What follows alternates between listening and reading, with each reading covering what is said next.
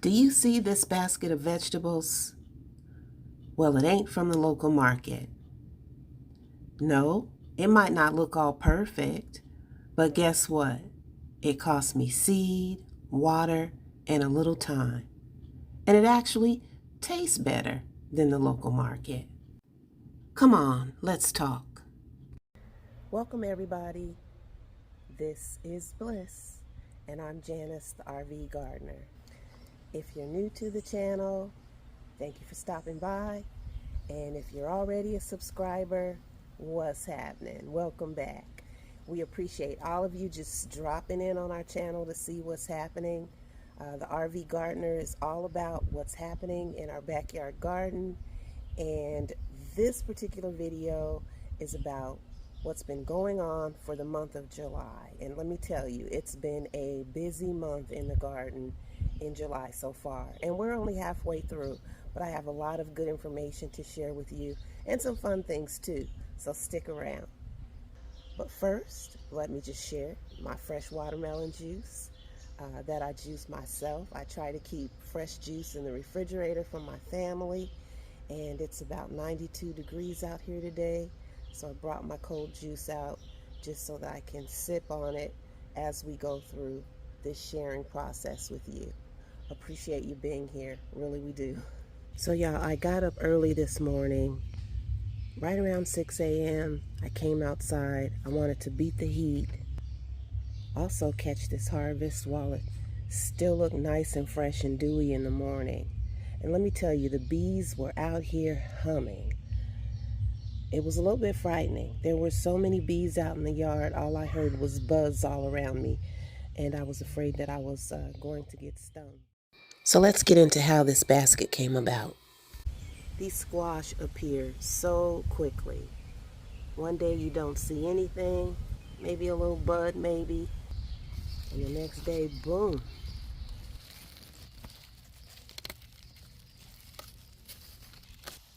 I just love harvesting squash and hearing that freshness, that crunch right off the vine.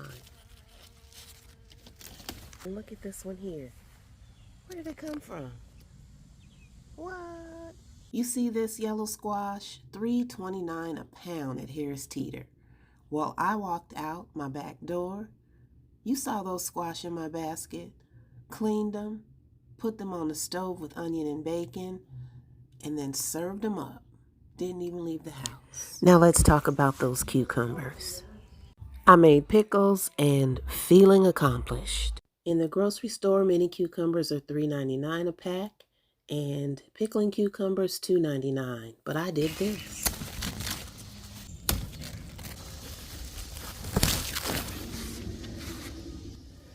Winter chicken dinner. Check that out.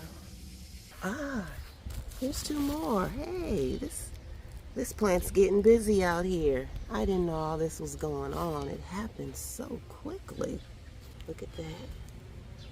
Down there, and I see a nice size one back there. These little jokers be hiding on you. I don't think I'm going to take that one yet, though. A few more days. More pickles to come. So let's get back to the things we saw in that harvest basket. This is arugula, which we love in salads, smoothies, and most often, avocado toast. And you see these carrots? Homegrown too. Yes, they were in that basket. And guess what? We made appetizers out of them with ranch dressing. Not a joke. In my Biden voice. Beans, beans, beans. Good for your heart. We're trying, y'all. We've got some purple beans growing in this raised bed. I didn't even see all of these. I didn't see this going on back here. I'm gonna take them. Yes, I am.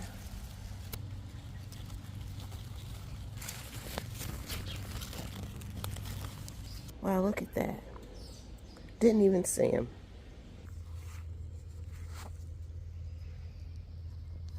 And this is what we did. Beans and potatoes. I'm out here inspecting my tomato plants, and some are doing very terrible. I'm not sure why. Maybe I overwatered. Maybe I over-fertilized. Maybe it's too hot. Not sure. We're going to keep trying. We're not going to give up. So I'm putting on my gloves. And the crazy thing is that I buy so many gloves every year. And then at some point, I only have a few really raggedy ones. I try to keep them washed and they tear up. But anyway, let's go get these tomatoes.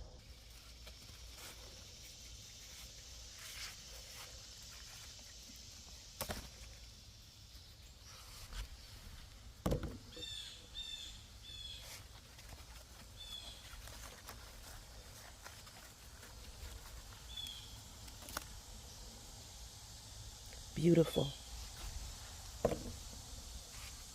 I'm going to take these couple here too that are blushing. So proud of this little bush. Look at those strong limbs that are coming out of the green stalk. Okay, we'll leave these others for another time. This is what we have. Nice. Here's a little tiny Tim tomato bush. This is a determinate, and it's been giving. However, this is going to be the largest amount that I've taken off of this bush, so I'm not sure how much more I'll get. But let's get started. I removed the stand, and I didn't realize how much it was relying on the stand, so it kind of fell over. But we're going to take what we get here. Look at all of that.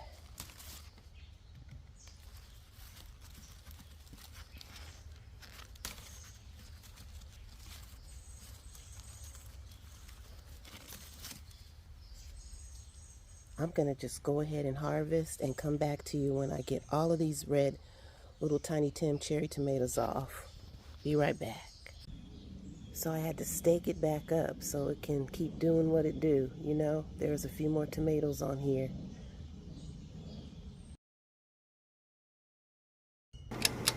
This just in, and information that you need to know.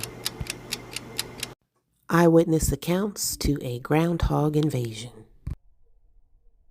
This is a shady area where I have just a couple tomatoes and peppers. This is where we found that animal chowing down on these pepper leaves. This is where we think the groundhog came through. There was a hole dug there, big enough for him to squeeze through.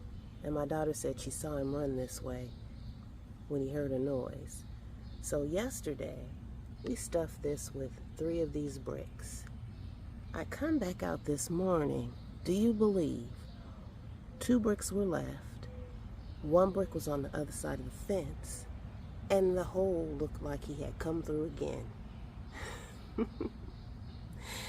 So I put in reinforcements for now until we can come up with something different. So this is the latest barricade. So yesterday I reinforced with 7 of these bricks. My daughter came out this morning and he had dug a new hole on the other side of the 7 bricks. So now we've got these larger cement blocks, and I put this container here to kind of cover up some of the hole, and it's just more fortified. So we'll see. If he comes back in, I'm gonna have to purchase and set a trap.